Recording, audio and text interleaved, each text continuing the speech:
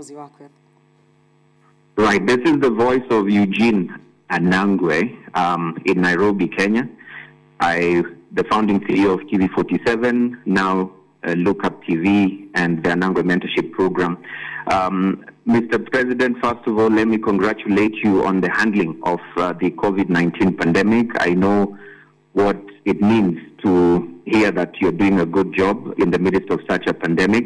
But to my question, Mr. President, we are staring at a crisis as we speak, and the crisis in the sense of vaccine inequality. Today, Western countries are actually administering booster shots to their citizens, while in Africa, 98% of Africans remain unvaccinated. They haven't even gotten the first shot.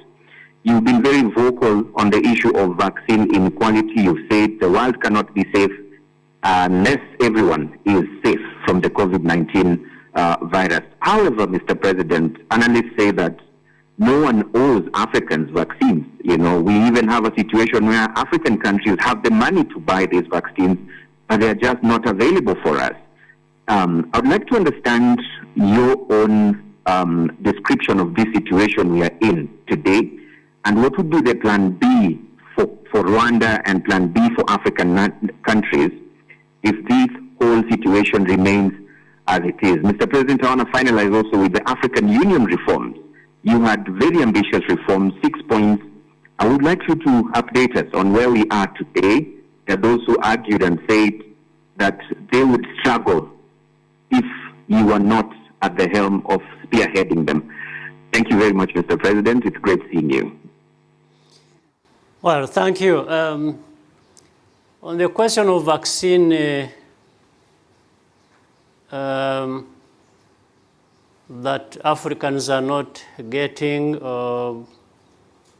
others are getting even more than the area they should be getting.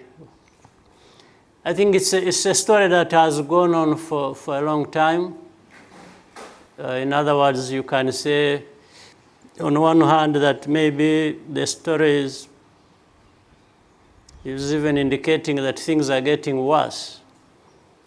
Yeah, I mean, it gets worse if there are people who have not got vaccines at all, and then you are having others who are already having booster shots. But that is a story that has been there. It's not new again. So we are trying to see what can be done to narrow that gap that exists. A number of ways. One, actually some countries now have started vaccinating, again, through the generosity of those who have more than others. There is COVAX, there is Gavi, there is WHO. These have been working with rich countries to try and channel vaccines to poorer countries. That has been happening to an extent. I mean, that's how even in Rwanda, one way or another, have got some vaccines. Now we have vaccinated, I think, around 20% of the people that were targeted to be vaccinated. Others are still around 3%, 5%, and others also around that 20 maybe, as Rwanda is.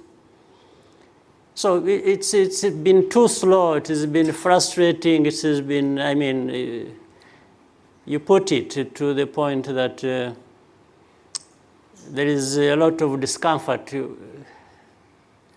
even in talking about it.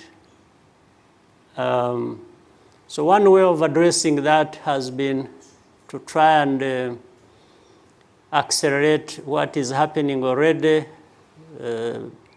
How do countries get more vaccines? Those that have not been vaccinating or have not vaccinated sufficiently, whether getting vaccines bilaterally, donations from countries that have vaccines to give.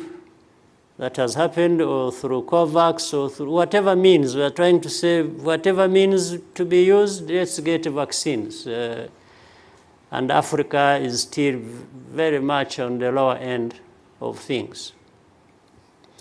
The other process which takes a bit of time is medium, long term, has been to find ways, actually these vaccines can be manufactured in Africa and serve Africans first, but serve the market, the wider market as well.